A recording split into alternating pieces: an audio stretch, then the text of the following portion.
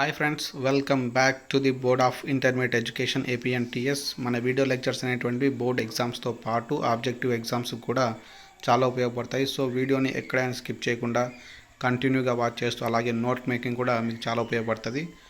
So ఇవాళ మనం virus అనే ఒక కొత్త కాన్సెప్ట్ని చూద్దాం. ఆల్రెడీ మన కింగ్డమ్, మొనీరా, ప్రొటిస్టా, ఫంగా అయిపోయింది. సో మీరు ఆ వీడియోస్ చూసినట్టయితే డిస్క్రిప్షన్లో లింక్స్ ఉన్నాయి, ముందుగా ఆ వీడియోస్ కూడా చూడండి. ఓకేనా. సో వైరస్ అనేది చాలా ఈజీ కాన్సెప్ట్, చాలా జాగ్రత్తగా వినండి. ఎందుకంటే నీట్ లేదంటే ఎంసెట్లో మీకు ఆబ్జెక్టివ్ క్వశ్చన్స్లో స్టేట్మెంట్ వైజ్ కూడా అడగడం చాలా అవకాశాలు ఉన్నాయి. సో వైరస్ అనేటువంటిది ఆర్హెచ్ విట్టేకర్ క్లాసిఫికేషన్లో లేదు. ఫస్ట్ పాయింట్ ఎందుకు లేదంటే ఈ వైరస్ అనేటువంటిది సెల్స్తో మేడప్ అయి ఉండదు. సో వైరస్కి సెల్స్ అనేటువంటివి ఉండవు. ఓకేనా.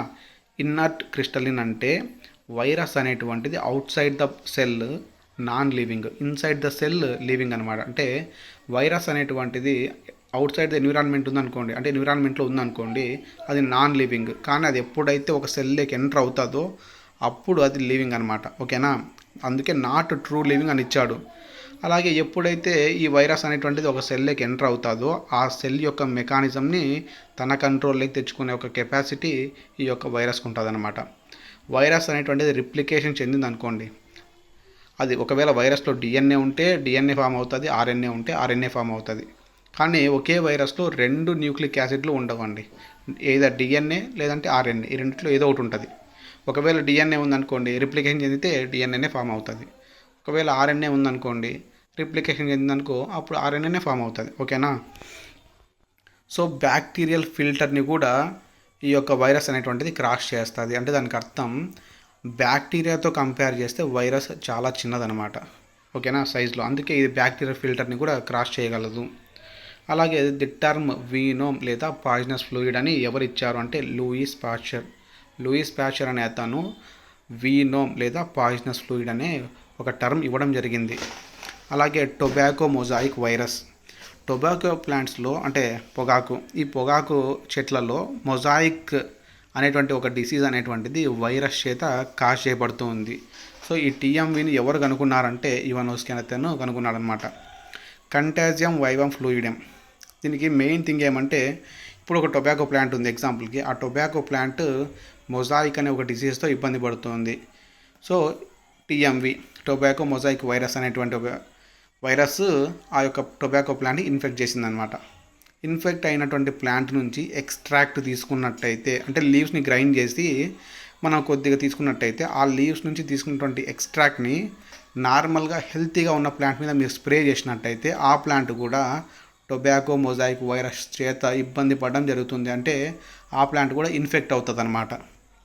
ఓకేనా. అది కంటాజియం వైవం ఫ్లూయిడమ్ అంటే. ఈ టర్మ్ ఎవరిచ్చారంటే బీజర్నికి ఇచ్చాడు మనకి. అలాగే క్రిస్టలైజ్డ్, చూడండి ప్రోటీన్స్, క్రిస్టలైజ్డ్ ఫామ్ అంటే ప్రోటీన్ ఫామ్ అని. స్టేన్లీ అనే అతను మెయిన్గా వైరస్ని క్రిస్టలైజ్డ్ ఫామ్లో గుర్తించడం జరిగిందనమాట. ఓకేనా. So virus contain nucleic acid either DNA or RNA but not both. అంటే వైరస్లో డిఎన్ఏ అయినా ఉండొచ్చు లేదా ఆర్ఎన్ఏ అయినా ఉండొచ్చు, అంతేగాని రెండు ఒకే వైరస్లో ఉండడం జరగదు అని చెప్పి ఇవ్వడం జరిగింది ఇక్కడ. ఇప్పుడు కొన్ని వైరస్లు ఉంటాయి, అవి ప్లాంట్స్ని మాత్రమే ఇన్ఫెక్ట్ చేస్తాయి. అలాంటి వాటిలో న్యూక్లిక్ యాసిడ్ ఏది ఉంటుందంటే సింగిల్ స్టాండర్డ్ ఆర్ఎన్ఏ. ఇక్కడ ఎస్ఎస్ఆర్ఎన్ఏ అన్నాడు కదండి, దానికి అర్థం సింగిల్ స్టాండర్డ్ ఆర్ఎన్ఏ జెనెటిక్ మెటీరియల్గా యాక్ట్ చేస్తూ ఉంటుంది కొన్ని వైరస్ల్లో. ఆ వైరస్లు ప్లాంట్స్ని ఎఫెక్ట్ చేస్తూ ఉంటాయి అన్నాడు. ఇప్పుడు టొబాకో మొజాయిక్ వైరస్ అన్నాం కదా, అదొక ప్లాంట్, ఆ వైరస్ అనేటువంటిది టొబాకో ప్లాంట్ని ఇన్ఫెక్ట్ చేసింది. మనం ఏం చెప్పుకున్నాం, ప్లాంట్స్ని ఇన్ఫెక్ట్ చేసే వైరస్ల్లో సింగిల్ స్టాండర్డ్ ఆర్ఎన్ఏ ఉంటుంది అని.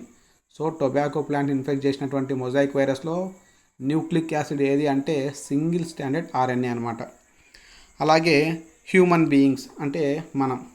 సో హ్యూమన్ బీయింగ్స్ని లేదా అనిమల్స్ని ఎఫెక్ట్ చేసేటువంటి వైరస్ల్లో ఎటువంటి న్యూక్లిక్ యాసిడ్ ఉంటుంది అంటే సింగిల్ స్టాండర్డ్ అయినా ఉండొచ్చు లేదా డబుల్ స్టాండర్డ్ అయినా ఉండొచ్చు. అదే డబుల్ స్టాండర్డ్ అయితే డిఎన్ఏ, సింగిల్ స్టాండర్డ్ లేదా డబుల్ స్టాండర్డ్ అయినటువంటి ఆర్ఎన్ఏ కూడా ఉండొచ్చు అంటాడనమాట. ఓకేనా.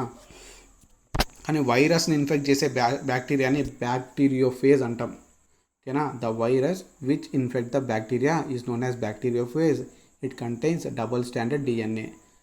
సో ఏ వైరస్ అయితే బ్యాక్టీరియాని ఇన్ఫెక్ట్ చేస్తూ ఉందో ఆ వైరస్లో జెనెటిక్ మెటీరియల్ ఏముంటుందంటే డిఎన్ఏ ఉంటుంది, అది కూడా డబుల్ స్టాండర్డ్లో ఉంటుంది అనమాట. ఓకేనా? ఓకే, అలాగే సో మనం డయాగ్రామాటిక్ చూసి నేర్చుకుందాం. సో మిడిల్ డయాగ్రామ్ మనకి ఇంపార్టెంట్ మనకి. సో చూడండి, ఇక్కడ సింగిల్ స్టాండర్డ్ ఆర్ఎన్ఏ ఇది. ఓకే, టొబాకో మొజాయిక్ వైరస్ ఇది మనకి. ఇదంతా కలిపి క్యాప్సిడ్ అంటాం, ఎల్లో కలర్ పార్ట్ని అంతా. దాంట్లో సింగిల్ పీస్ తీసుకున్నట్టయితే మీరు దాన్ని క్యాప్సోమర్స్ అంటాం. ఓకేనా? ఇదంతా ప్రోటీన్. ఓకేనా? ఇది మనకి డయాగ్రామాటిక్ వ్యూ. సేమ్ పాయింట్స్ పైన ఇచ్చాడు చూడండి. Protein coat is present for virus. ఏదైతే క్యాప్సిడ్ అన్నానో అదంతా ప్రోటీన్ కోట్.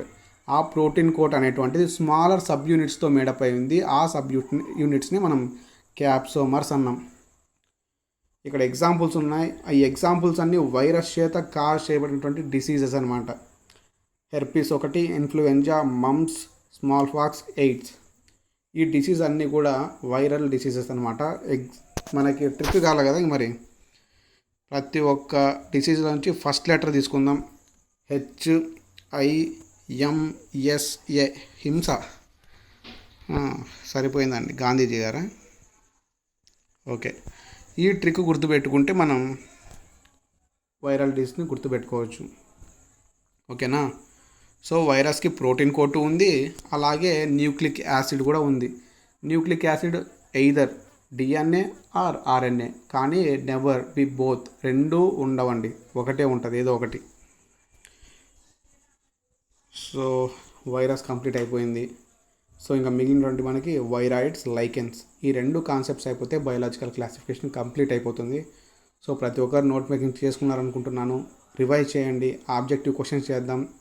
అలాగే బోర్డ్ ఎగ్జామ్స్ కావాల్సినటువంటి 2 మార్క్స్ క్వశ్చన్, 4 మార్క్స్ క్వశ్చన్ కూడా ఉన్నాయి ఈ చాప్టర్ నుంచి. సో అన్నీ కంప్లీట్ చేద్దాం, చాప్టర్ ఫుల్ఫిల్ అయిపోతుంది. So thank you friends for watching.